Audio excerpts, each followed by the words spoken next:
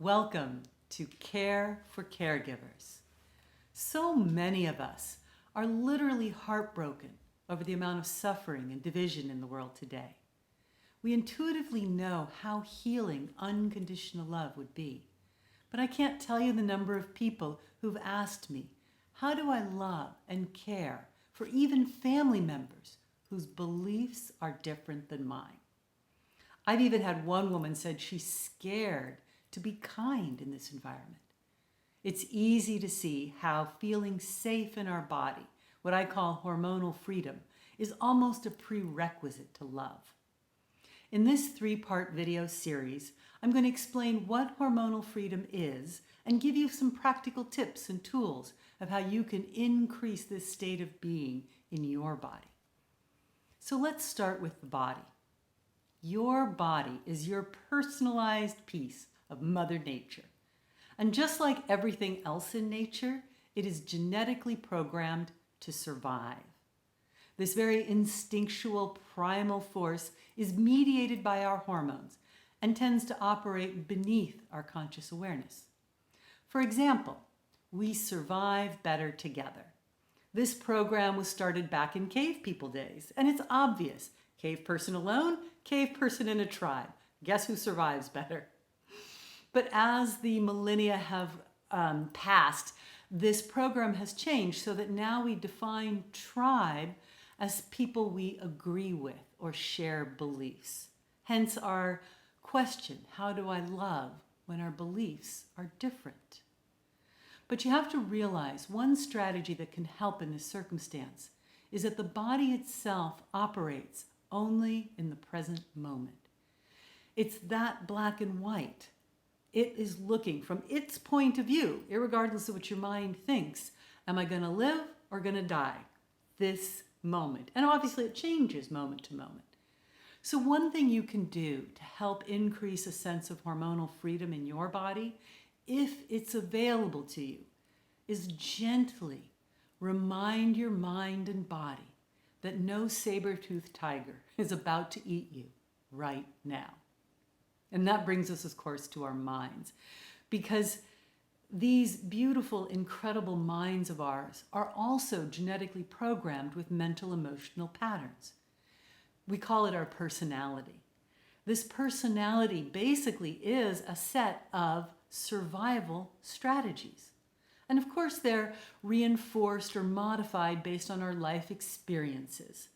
We learn from the past and try to predict the future. But when our minds and our bodies are out of sync, then that's when we run into troubles, because it's designed to work together.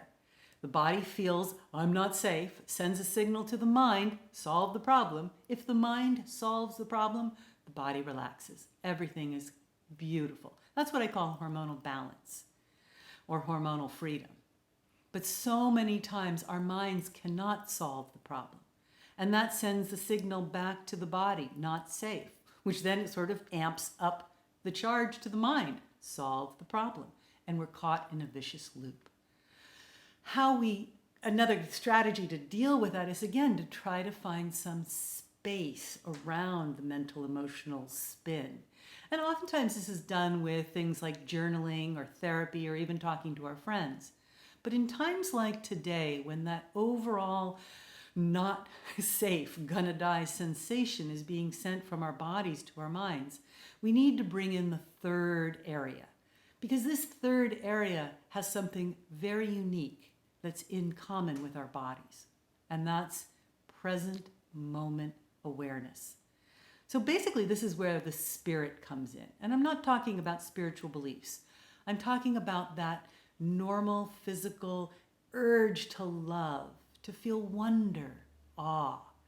That happens, as well as like creative thoughts just pop out of the moment. So you have our bodies here in the present moment, gonna live, gonna die. And we have our spirit also in the present moment.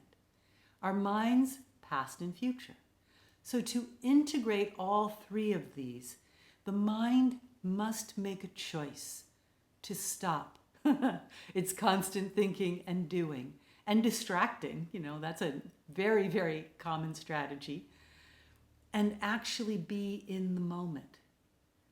But that can be really difficult because if your body's caught and they're gonna die, I really recommend that you pick something easy.